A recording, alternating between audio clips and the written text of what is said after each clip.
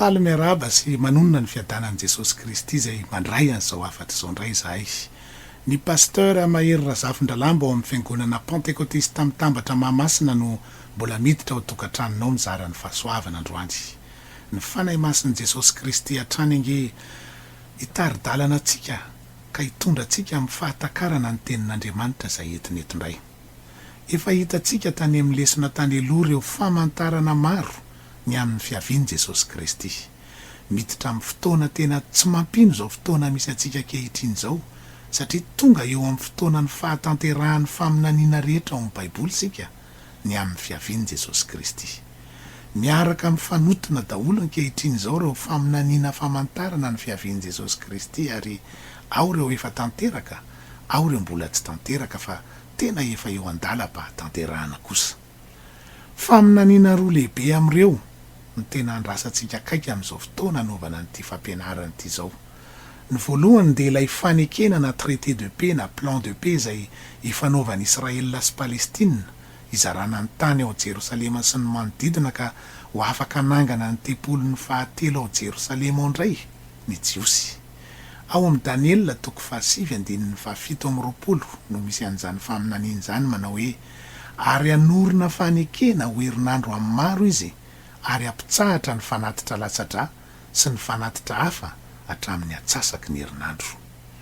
Lazaintsika tamin'izany fa efa mandeha io fanekena fanaova-tsinoa lehibe izay ifanaovan'i Israela sy Palestina io, dia anangana ny tempolon'ny fahatelo eo indray ny Jiosy hivavaka ao ary hiverina anao fanatitra latsatra ao izy. Rehefa tonga izany fotoana izany dia miditra amin'ny herinandro farany na ny 7 taona farany alohan'ny havian'i Jesosy Kristy ara-batana eny amin'ny rahoan'ny lanitra isika. Hiverina ilaza izany eto amin'ity fandaharana ity izay rehefa tonga izany fotoana izany. Ny faharoa izay ho alaliantsika androany dia ny ady lehibe fahatelo. Tena eo akatoky ny fahatanterahan'ireo faminaniana roa ireo aloha sika izao, ary na tiantsika na tsy tiantsika dia tsy maintsy tanteraka foana ho isika ny faminanian'Andriamanitra. Ny faminanian'olombelona mety tsy ho tanteraka, fa ny faminanian'Andriamanitra tsy maintsy manaraka ny planiny. Ny anjaranay dia mampafantatra anao izay lazain'ny Baiboly, ahafahanao miomana meloa ny amin'ny zavatra tsy maintsy ho tonga faingana. Rehefa miaino vaovao maneran-tany tsika dia voalaza matetika ny hoe hitarikady ny zava-misy eo amin'ny Iran sy ny États-Unis izay miainga amin'izao fotoana izao io. Ndao resahantsika kely aloha ny zava-misy ao. Ny Iranianina dia mikotrika fanamboarana fitaovam-piadiana nukleary amin'izao fotoana izao, izay toe-javatra tena tsy eken'izao tontolo izao, indrindra fa ny Amerikanina sy ny Israelianina. Manao fairandro ny Iranianina noho izany ny Amerikanina sy ny Israelianina mba hitsahatra izany fikasana nangana fitaovam-piadiana nukleary izany. Izay ny etsy an-daniny. Ny tena marina dia tsy tokony hatahorana no fahavalo mifandanja amin'ny Amerikanina ny Iranianina raha ny ara-pitaovam-piadiana, fa ny sinoa nefa ny ao ambadika ao, izay mpifanandrina lehibe ara-toe-karena amin'ny Amerikanina. Mahamatsy vola be tsy hita pesipesena ny Iranianina ankehitriny ny sinoa, $miliara maro. Raha mamaky ny feo New York Times tsika tamin'ny 12 Jolay 2024 teo, dia izao ny vaovao ao: nanao fanarahana ny sinoa sy ny Iranianina ka nanome vola be $miliara maro ny Iranianina ny sinoa anatsarana ny reto sehatra ireto, ao ny sehatry ny banky, fifandraisan-davitra, lalam-by sy projet na tetika asa maro hafa ambony hafa-polony koa akoatran'ireo. Ho takalony izany dia mamatsy petrôla ny sinoa mandritra ny 520 taona manomboka izao ny Iranianina. Izay takalony satria mazava ho azy fa tsy maintsy misy takalony izany vola be tsy toko sy foroany izany. Ny Iranianina mantsy dia anisan'ny firenena mpamokatra petrôla betsaka indrindra, ary ny sinoa kosa no firenena anisan'ny tena mpanafatra petrôla lehibe indrindra maneran-tany. 10 tapitrisa barila isan'andro no afaran'ny sinoa tamin'ny taondasa teo ohatra. Tena tafaray izany ny disiny manina amin'io fifanarahana eo amin'ny Iranianina sy ny sinoa io. Tena manao izay ho afany tokoa ny sinoa manoloana ny ady ara-toe-karena misy eo amin'ny sinoa sy ny Amerikanina. Mifanenjika mifaninana mafy izy ireo ara-toe-karena, indrindrindrindra ny ara-teknôlôjia. ary miady mafy mihitsy amin'ny aretina COVID-19 amin'izao fotoana izao ny fanjakana Amerikanina. Latsaka de latsaka ny toe-karena Amerikanina ankehitriny noho ny krizy ekonomika vokatry ny aretina. Hitany sinoa zany ka manao izay ho afany keo izy amin'ny on'ny Eofraty iny. 3 lehibe ny tanjony sinoa amin'ny on'ny Eofraty iny. Voalohany, sady manamafy ny sandam-bolana izy de ny RMB mba andresany sandany dolara. Ny faharoa de ahazo mora de mora ny vidina petrolina izy ao Iran sy amin'ny on'ny Eofraty iny. Ary ny fahatelo de anjaka tokana amin'ny Moyen-Orient iny keo izy. Noho izany de lasa tena toerana mangotragotraka be mihitsy amin'izao fotoana izao ao Moyen-Orient. Ankoatran'izany mantsy de miaraka amin'ny iranianina ny terrorista maro amin'ny faritra iny mampiororo manodidina ny Israely. Avaty avaratra tsy nanana ny Libianina mametraka 2 hetsy misilina nitodika ao Israely. Avaty andrefana 5 alina sy 2 hetsy ka hatrany amin'ny 2 hetsy misilina ihany koa amin'izao tsika miteny izao. Misilina mitodika ao Israely daholo zany. Ary avaty atsimo sy atsinanana misy eny Hamas bande de Gaza iny, Egypte hatrany Turquie, efa nilaza ireo firenen'ireo fa anafika ny Israely daholo. Miandry fotoana fotsiny izy ireo ahafahany manomboka ny ady. Ny iranianina kosa de efa tena manao fanambarana mihitsy fa oraheny dans la carte ny Israely raha vao mikitika ny Iran Amerikanina. Fanambarana nataon'ny Mohsen Rezai zany ohatra zay anisan'ny lehibe ao amin'ny mpitondra fanjakana iranianina vao tamin'ny janoary 2024 teo. Ny fanjakana turka koa de efa tena manao fanambarana ofisialy matetika fa raha vao mbola donginy Israely Jerosalema de hanao planina nafika ny Israely koa izy. Ary farafatarany amin'ny 7/24 zany ho izy akan'ny Jerosalema. Amintsika miteny zao de tena manitatra ny sistaniny izy makany ny Syrie iny ary efa mafana de mafana ny ady amin'izao Turquie sy Syrie. Ny tanjony de hitohatra ny Jerosalema amin'ny fakana io tany io. Efa hitantsika tany amin'ny lesona tany aloha fa izany ny fiatombohan'ny adin'ny Armagedona. Tena mangotragotraka be mihitsy amin'izao fotoana izao amin'ny on'ny Eofraty iny. Fanjeva daholo ny ady izay fanaovan'ny iranianina, ny Turquie, ny Rosianina. Manampy azy ao koa ny Libianina sy ny Etopianina avaty Afrika. Zay no mety andaniny. Fa hitsekilany koa ny Amerikanina sy ny Israelianina miaraka amin'ny Arabo manodidina sasatsasany ao, toy ny Arabia Saodita sy ny Émirats Arabes Unis. De alaivo sary an-tsainany hoe mbola hiditra ao koa zany ny tafika sinoa nampitrotraka rehefa kelikely eo satria tsy maintsy hiaro ny tombotsoany ao mantsy izy amin'io vola milliard de dollars be zay omeny ny Iran io. Mpandinika rehetra amin'ny geopolitika sy ny ara-toe-karena de efa tena manamafy mihitsy fa pitika afo kely fotsiny sisandrasana de mety afara amin'ny ady lehibe fahatelo io adiny ao amin'ny on'ny Eofrata io.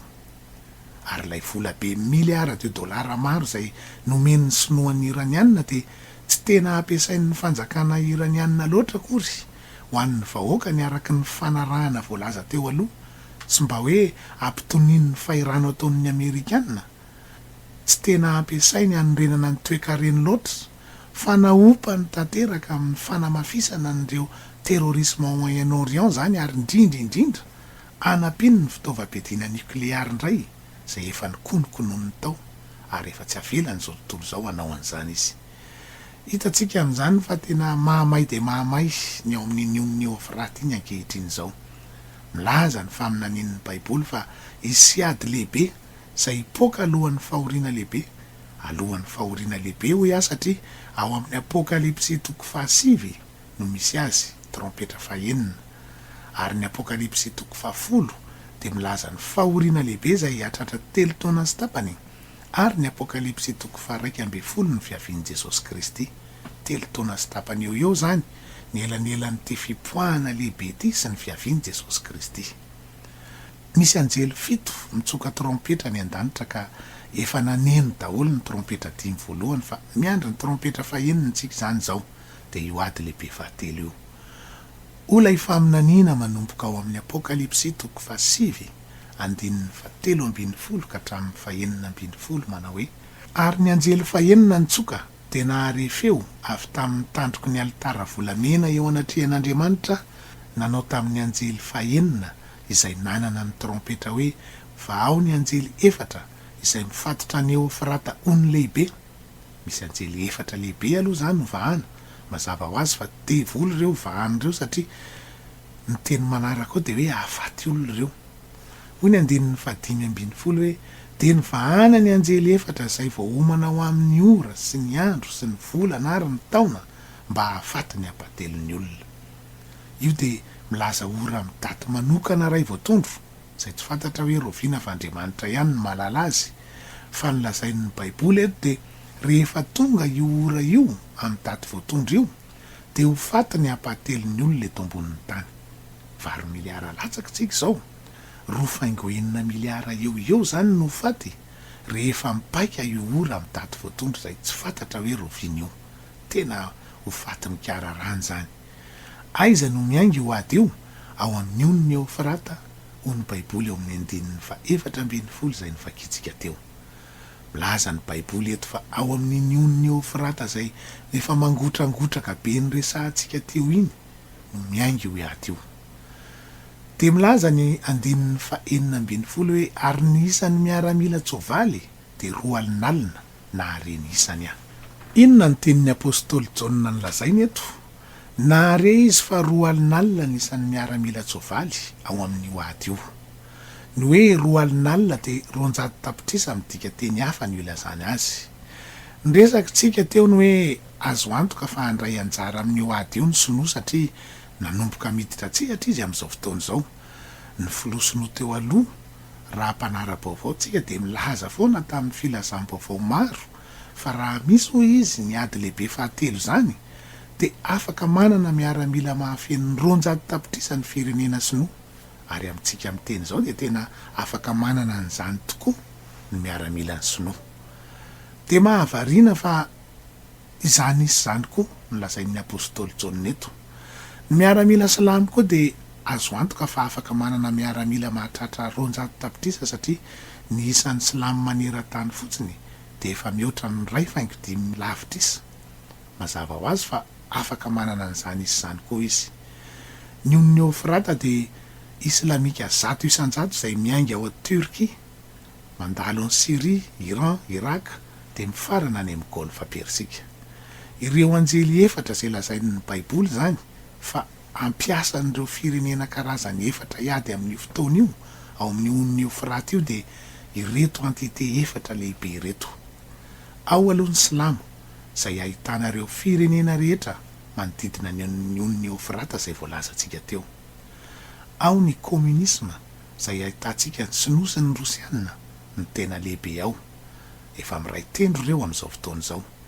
Ao koa ny kapitalisme izay ahitantsika ny Amerikanina, ary ny farany de ny Europeanina izay mbola tsy tena manana firehana mazava tsara izy aloha hatreto momba ny ady ao amin'ny on'ny Eofrata io fa azo antoka fa anisan'ny tena hifanandrina amin'ny Israely izy satria voasoratra ao amin'ny Ezekela 7:30 rehefa milaza ny adiny ny Ara-Makedona ny Baiboly fa hifanandrina amin'ny Israely izy. Betsaka ny mpandinika ny teny hoe tsy possible mihitsy ny isian'izany ady lehibe fahatelo zany, fa ny Baiboly de milaza eto fa izy zany io izy io trompetra fahenina. Efa naneny daholo ny trompetra 5, mbola tsy niarahantsika ny anarana teto zany tamin'ny fampianarana fa misy fampianarana ataonay tsy misy vidim-pidirana isaky ny alahady hariva, mampianatra ny pitsopitsony rehetra momba an'izany. Afaka manatrika an'izany ianao raha te andalina misy kokoa rehefa afaka misokatra ny fiangonana. Ka raha efa tanteraka daholo ny trompetra 5 voalohany de tsy maintsy ho tanteraka koa ny trompetra fahenina sy ny trompetra fahafito. Zay fahatongavan'i Jesosy Kristy zany trompetra fahafito zany, trompetra farany. Ny tenin'Andriamanitra ho isika de tsy maintsy tanteraka foana. Ny ady lehibe voalohany ny trompetra voalohany, ny ady lehibe faharoa ny trompetra faharoa ary ny ady lehibe fahatelo zany de trompetra fahenina alohan'ny trompetra farany hatongavan'i Jesosy Kristy ho isika. Raha miverina ny jery ny ara-tantara mantsitsika de talohan'ny ady lehibe voalohany de tsy nisy ny ohatran'ny 2 tapitrisa ny isan'ny olona maty, ary tamin'ny ady lehibe voalohany izay nahatratra 5 taona de 4 tapitrisa mahery nisan'ny olona maty. Nitambatra ny firenena maro tamin'izany, nanangana ny atao hoe SDN na ny Société des Nations, anakana ny ady tsy hisy intsony, mba tsy hisy intsony ny ady matsiravina lehibe toy izany. Indrisy anefa fa 30 taona taty aoriana monja dia tonga ihany ny ady lehibe faharoa izay nahatratra 7 taona, 10 tapitrisa ka hatramin'ny 9 tapitrisa indray nisan'ny maty tamin'ny ady lehibe faharoa. Tsy nahavita nanakana an'izany akory ilay SDN natsangana. Vao mainka ny tombo avy 7 eny nisan'ny maty tamin'ny ady lehibe faharoa. Nanao antsoavy mafy mihitsy izao tontolo izao tamin'izany mba tsy hiverenan'izany faty olona lehibe izany intsony. Teo miteraka ny ONU na ny firenena mikambana indray mba hanakana ny karazana ady mety hitranga hatonga ady lehibe, mba tsy hisy intsony ny ady hahafaty olona betsaka tahaka an'izany. Fa malahelo am'laza aminao fa tsy havita ninninona ihany koa ny ONU fa hisy ady lehibe fahatelo hitranga, izay tsy haharitra mataona intsony fa ora vitsivitsy monja araka ny voalaza teo dia ho 2.9 miliara ny ho faty amin'ny andro anankiray izay Andriamanitra ihany ny mahalala azy. 70 avo eny amin'ny isan'ny maty tamin'ny ady lehibe faharoa izany. Ikikika fandriam-pahalemana indray izao tontolo izao aorianan'izany faty mikararana izany ka dia inona indray hoy ianao no atsangana? Mazava ho azy fa ilay gouvernement mondial na ilay nouvel ordre mondial izay fanjakan'ilay bibidia, izay fanjakana tokana anjaka eran'izao tontolo izao no atsangana amin'izany. Tonga ao anatin'ny chaos tanteraka mantsy izao tontolo izao ka hitsangana mora foana izany gouvernement mondial izany. Io ilay fanjakan'ny bibidia ho avy, anisy marika ny olona rehetra izy amin'ny alalan'ilay puce izay niresahantsika teto foana. Io ady lehibe io no ady farany fohy sady matsiravina indrindra teo amin'ny tantaran'ny zanak'olombelona. Ny fandrosoana amin'ny teknôlôjia dia mitombo 2 avo eny isaky ny 2 taona eo. Mitombo daholo ny tahan'ny fanalan-jaza, ny tsy fisinasa, ny tahan'ny olona miditra ny emponja, fa ny fandrosoana ny zanak'olombelona amin'ny famonon'olona ny tena tsy tapisipesena ny fetombony amin'izao andro farany izao. Efa tena tafahoatra loatra izany ao anatrehan'Andriamanitra satria an'Andriamanitra ny aina. Feno ny faharatsian'ny olona ny kapoaka ny fahatezeran'Andriamanitra ka ho avy izy amin'ny tsofana ny trompetra fahafito, aka ny azy ary hitsara ny fahatezerana mahatahotra kosa ho an'ny olona izay tsy mahatahotra azy sy ny tsy manaiky azy ho mpamorona nyty izao tontolo izao ty sy mpamorona ny aina. Ry havana malala, fa aminanina tsy maintsy tanteraka izany satria voasoratra ao anatin'ny baibolinao izany. Tsy fantatro ny momba ny Madagasikara amin'izany fotoana izany fa hivavaka isika mba hisy fifohazam-panahy lehibe eto amin'ity nositsika ity ka ho arova ny tanàmaherin'Andriamanitra ny firenetsika. Mety hitondranao fahakiviana sy fahadisom-panantenana ny leson'androany sy ny hafatra izay nentintsika androany, kanefa na izany na tsy izany dia misy teny fikasana azo ny zanak'Andriamanitra rehetra fikirina amin'izany fotoana izany. Hoy ny Daniel 2:7-7 hoe izay endry ao amin'ny olona dia hampianatra ny maro. Mila olona tena mafana mifanahy Andriamanitra amin'izao fotoana izao ry havana. Ny lalana toron'ny baiboly dia nanao teny fikasana ao antsika Andriamanitra miady rehetra izay ho atrehantsika amin'izao andro farany izao dia ny filazantsara famonjenantsika izany. Tsy misy afa-tsy ny fanekenana izany teny fikasana izany na ny filazantsara famonjena izany no fialofana sy fanantenana ao antsika amin'izany fotoana izany. Betsaka ny olona na dia kristianina aza mampiasa ny teny hoe filazantsara fa tsy mbola mahazo tsara ny tena dikany. Rehefa notaniana ny olona hoe inona ny fahalalanao ny atao hoe filazantsara dia ao no miteny hoe ny bokin'ny Matio, Marka, Lioka ary Jaona, ao no miteny hoe ny tenin'Andriamanitra, ao no miteny hoe ny teny famonjena izay nataon'i Jesosy Kristy. Fa androany mbola mampianatra anao indray fa ny atao hoe filazantsara izay amonjenantsika araka ny famaritan'ny baiboly azy dia Jesosy Kristy maty noho ny fahotantsika dia nalevina ary natsangana tamin'ny andro fahatelo araka ny soratra masina ao amin'ny Korintianina 1:5-12 ka hatramin'ny 4 izany. Tsy maintsy raisitsika sy orenantsika ary tanantsika tsara izany satria izany no amonjenantsika hoy ny 1 sy ny 2. Mavesa-danja be mihitsy no ilazan'ny apôstôly Paoly azy amin'io. hoe tsy maintsy raisina iorenana de tanana tsara zany filazantsara zany satria izany no amonjenantsika. Izaho sy anao zany arak'izany teny zany de tsy maintsy manaiky sy miorina ary mitana tsara n'izany filazantsara famonjeny zany amin'ny alalan'ny fibebahana. Maty Jesosy Kristy no ny fahotantsika, isika kosa mibebaka amin'izany fahotantsika izany. Nalevina izy 3 andro tao am-pasana, zava-dehibe ny fandevenana satria tsy atazonazy ny fasana fa hitsangana amin'ny maty izy rehefa avy eo. Isika kosa de atao batisa amin'ny anaran'i Jesosy Kristy mandevina ny otatsika. Ary natsangana izy tamin'ny andro fahatelo, izaho sy anao kosa mandray ny fanomezana de ny fanahy masina amin'ny alalan'ny batisa ny fanahy masina mba hatsangana ho zanak'Andriamanitra.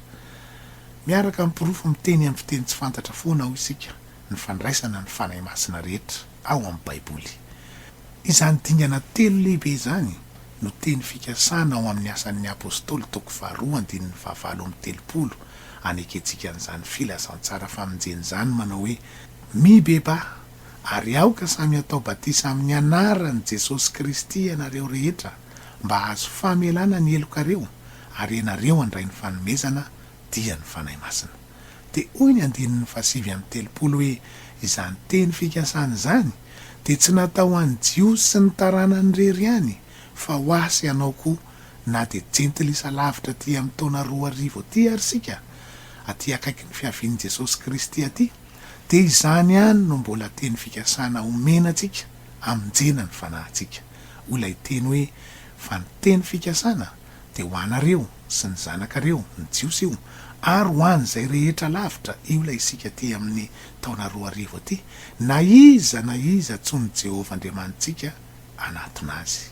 Hitanao, na iza atsony Jehovah Andriamanitsika anaton'azy de io ihany no teny fikasana amonjena azy. Mino hafa samy teo anisa no atson'Andriamanitra anaton'azy daholo na izana ianao. Misaotra azy sika androany mampafantatra indray an'izany teny fikasana filazantsara zany fa izany no atao hoe filazantsara famonjena. Teny fikasana hidirantsika ny fanjakan'Andriamanitra zany, ateraka indray na ateraky ny rano sy fanahy Jesosy Kristy ao amin'ny Jaona 7:7-5. Olay teny hoe lazaiko aminao marina de marina tokoa, raha misy olona tsy ateraky ny rano sy ny fanahy de tsy mahazo miditra amin'ny fanjakan'Andriamanitra izy. Ny ateraky ny rano de ny atao batisa amin'ny rano ao aorianan'ny fibebahana, ary ny ateraky ny fanahy de mandray ny fahafenon'ny fanahy masina amin'ny batisa ny fanahy masina.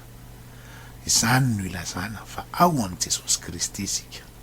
Hoy ny Efesianina 1:7 hoe ao aminy koa ianareo rehefa renareo ny tenin'ny fahamarinana de ny filazantsara famonjenanareo. Eny, ao aminy koa ianareo rehefa nino no nasiana tompo-kase tamin'ny fanahy masina araka ny teny fikasana. Hitanao, ny filazantsara no famonjena zay teny fikasana ho antsika. Nanatateraka n'ireo dingana telo ireo no misy ao an' Jesosy Kristy tety mba handehanantsika koa amin'izany, araky ny tenin'ny soratra masina hoe izay milaza fa mitoetra ao aminy izy de tsy maintsy mandeha toy izay nandehanany koa. Jaona 1:2-5 zany.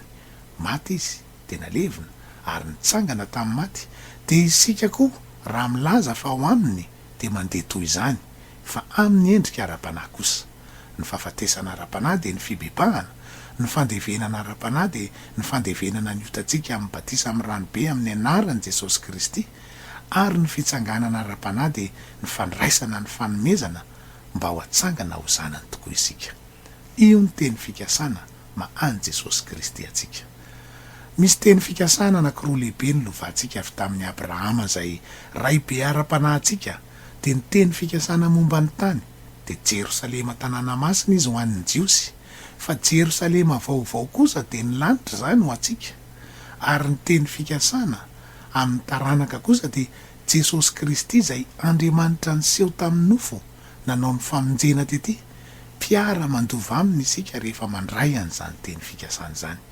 Hoy ny Galatianina 7:7-20 hoe fa raha any Kristy ianareo de taranaky Abrahama sy mpandova araka ny teny fikasana. inona ilay teny fikasana ny filazantsara ho isika teo, mibebaka miala amin'ny ratsy rehetra, mandevina nio tamin'ny ranobe amin'ny anaran'i Jesosy Kristy ary mandray ny batizan'ny fanahy masina. Mbola manamafy izany ny Efesianina 4:7 manao hoe: teny ahatongavany jentilisa ho mpiray lova sy ho tena iray ary ho mpiombona ny teny fikasana ao an'i Kristy Jesosy noho ny filazantsara. Ka na inona ry havana mety ho fetraikany izany ady lehibe fahatelo izay tsy maintsy ho avy izany, dia ny ao amin'i Jesosy Kristy ihany no hifikiry mafy, fa izany no hahatonga anao kristianina mahery mafana amin'ny fanahy. Ka na ahoana ny fomba hitantanan'ny tompo antsika amin'izany fotoana izany dia ataovy azo antoka fa nandray an'izany teny filazantsara famonjena lehibe izany ianao mba hanana fiainana mandrakizay miaraka amin'i Jesosy Kristy. Hoy ny Jaona 1:2-5 hoe: ary izao ny teny fikasana izay nataony tamintsika dia ny fiainana mandrakizay.